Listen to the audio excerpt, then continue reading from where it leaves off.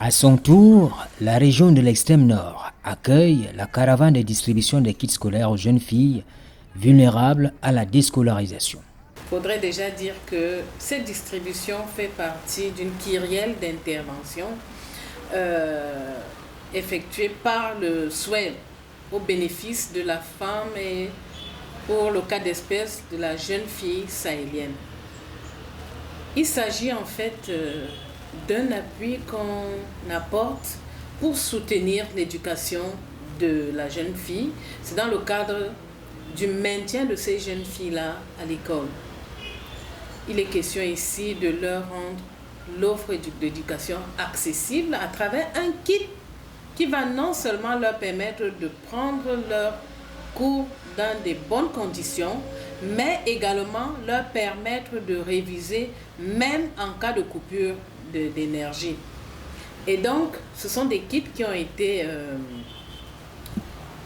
acquis avec le concours d'un partenaire technique, UNFPA pour ne pas le citer, qui a mobilisé un certain nombre de kits avec un partenaire de la place qui se charge du dispatching. En fait, on s'assure de la distribution de ces kits qui devraient aller effectivement à la bénéficiaire identifiée préalablement selon des critères bien définis.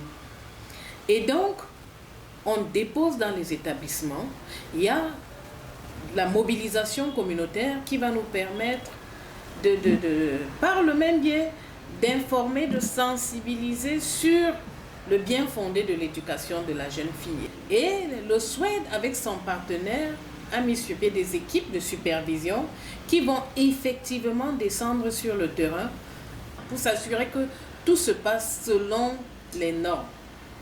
L'opération qui couvre les 6 départements de la région se déroule comme ici, au début de la chaîne, dans le Mayo Tsanaga, en présence des parents, de la PE et sous le regard bienveillant de l'autorité administrative. Le don, c'est déjà rehausser un peu l'image de mon arrondissement. Vous savez ici, surtout que vous donnez ces dons à l'endroit de la jeune fille.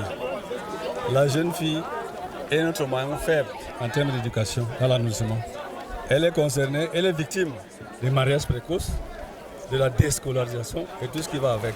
Donc ces dons viennent à point nommé pour l'arrondissement de Soleil-des-Rois. Parce que non seulement à l'intérieur de ces dons-là, nous avons des lampes. Vous savez que nous sommes en zone rurale. Nous souffrons du problème de l'électricité, je veux dire de l'énergie en général. Alors si nous avons déjà des lampes pour nos enfants, pour nos filles, qui sont soit à Baudalza, à Soulede, à Mildre, à Mazaya, ça leur permettra donc d'éviter d'utiliser la lampe tempête, comme par le passé, comme à l'époque coloniale. Maintenant, elles s'alimentent directement avec leurs lampes et elles étudient très facilement. Non, à cela, il faut ajouter la scolarité qu'on a payée pour ces enfants-là. À cela s'ajoute également les frais d'examen pour celles qui sont dans les classes d'examen. Vous avez vu la réaction des uns et des autres. Et des parents en particulier qui ont été tellement émerveillés par cette attitude-là que leurs filles, et les filles également, qui ont à partir d'aujourd'hui, vous allez voir de nouvelles filles dans nos différents établissements, que ce soit primaire ou secondaire. Donc ce don vraiment vient à point nommé pour nous et nous disons suffisamment merci à l'ONG SWED et tous ces différents partenaires qui l'accompagnent dans ce projet-là. En fait, on a 32 communes SWED. Et dans ces 32 communes-là, nous avons identifié 171 écoles primaires pour 125 établissements secondaires. Alors, tout ceci nous a permis d'identifier environ 14 796 jeunes filles bénéficiaires.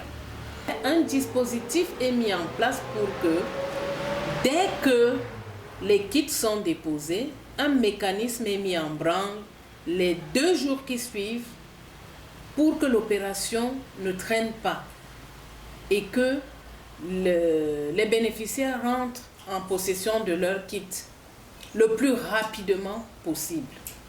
Et donc, des équipes ont été déployées en nombre suffisant pour pouvoir couvrir les 6 départements et les 32 communes.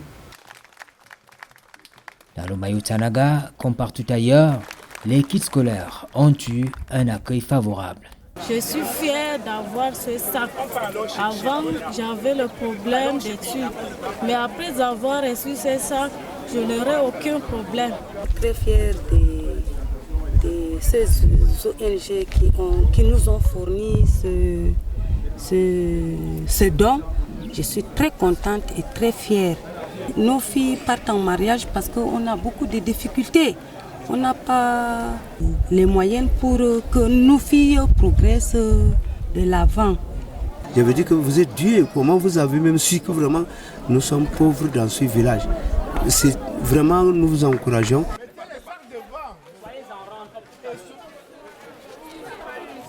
Ils vont soulever le frein. Non, attends que les autorités se placent d'abord avant que tout le monde a... Tout le monde a... Regardez les ça pour les absents. Les acteurs clés de cette distribution, au-delà de SWED, UNFPA, ce sont les sectoriels que sont le délégué régional des enseignements secondaires, son homologue de l'éducation de base, avec toutes leurs équipes mobilisées sur le terrain. On peut dire des points focaux sont identifiés. On a les délégués départementaux, les inspecteurs d'arrondissement vraiment impliqués de bout en bout. En fait, le SWED et l'UNFPA sont invisibles sur le terrain. Ce sont ces sectoriels qui sont chargés de l'aspect opérationnel de cette intervention. Nous ne sommes que facilitateurs. Le projet SWED ne se limite pas à la remise des kits scolaires. L'extrême nord bénéficie aussi du soutien pédagogique, notamment le paiement des frais exigibles aux filles sélectionnées sur la base des critères objectifs. La distribution des kits est un élément dans le package parce que le SWED, c'est un projet qui apporte une réponse holistique. Nous avons, pour ces jeunes filles-là, il y en a qui se sont retrouvées avec des notes en deçà de la moyenne requise. Le SWED a prévu des cours de soutien pédagogique. Et donc, on a recruté des instituteurs qui, pendant une certaine période, dispensent des cours de soutien. On a un appui qui est apporté aux parents de ces jeunes filles qui seraient tentés d'envoyer la fille en mariage ou ailleurs. Ou alors simplement, la volonté peut être là, le parent n'a pas de moyens. SWED a prévu de soutenir ces familles-là avec le paiement, l'octroi des frais exigibles, les frais d'examen. Donc, il y a cet aspect qui est vraiment très important. C'est-à-dire pour maintenir la fille, déjà pour lui permettre d'aller à l'école, d'y rester le plus longtemps possible, SWED est aux côtés des parents. À travers cet appui pédagogique, cet appui fiduciaire qui permet vraiment de créer un cadre idéal pour l'éducation de qualité de la jeune fille. J'apprécie la chose à sa juste valeur parce que vous voyez ici le recouvrement des frais de décollage est tellement difficile, que ce soit pour les garçons mais surtout pour les filles qui ont beaucoup de difficultés et certaines vont en mariage précoce, d'autres finissent par abandonner l'école après avoir fait 1 mois, 2 mois et ceci c'est carrément du salut. Avoir le matériel scolaire, avoir aussi les collages et les frais de dossier posés, c'est assurer vraiment la continuité de l'école pour les enfants. Est-ce qu'on vous appelle? Je m'appelle M. Amangdia Betchem Joseph Petit, le directeur du CES de Madakonaï et un CES bénéficiaire. J'ai jusqu'à 71 filles qui bénéficient dans mon établissement. Et nous disons merci au projet Suite. Comme dans d'autres parties du Septentrion, le projet d'autonomisation de la femme du Sahel met en avant la notion essentielle de dividende démographique. Cela m'amène à vous dire que au-delà de la fille en milieu scolaire, SWED intervient également en milieu communautaire via ces espaces sûrs où il est question aussi d'apporter un certain package en termes de notions. Celles qui n'ont pas pu aller à l'école peuvent bénéficier des cours d'alphabétisation au sein des espaces sûrs. Et d'ailleurs, dans les jours qui arrivent, elles auront également leur kit d'alphabétisation. Et donc, l'investissement sur la jeune fille, sur la santé de la femme, l'investissement pour l'autonomisation de la femme vise quelle finalité? Ici, le but, c'est de tendre vers la capture, du moins déjà, faciliter la transition démographique qui va nous conduire à la capture du dividende démographique. Et pourquoi cela, vous me direz? Parce qu'il est question, la femme ne va pas rester en marge, hein.